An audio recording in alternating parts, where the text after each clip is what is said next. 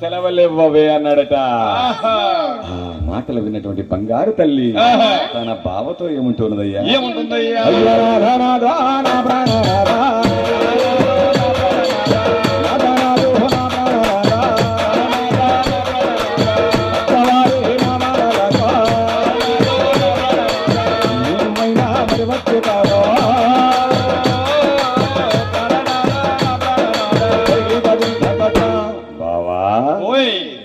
కన్నవారి వాడలకు వెళితే నన్ను నా పుట్టింటి దగ్గరే ఉండమంటావా?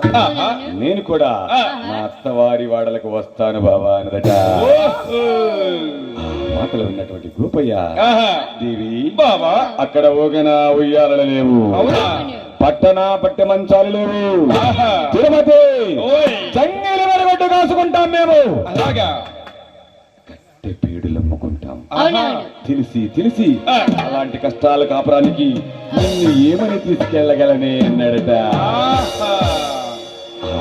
మాటలు విన్నటువంటి బంగారు తల్లి బావా సిరి సంపదలు ఒక భాగ్యములు ఉంటే ఉన్నట్లును లేకుంటే విడనాడినట్ల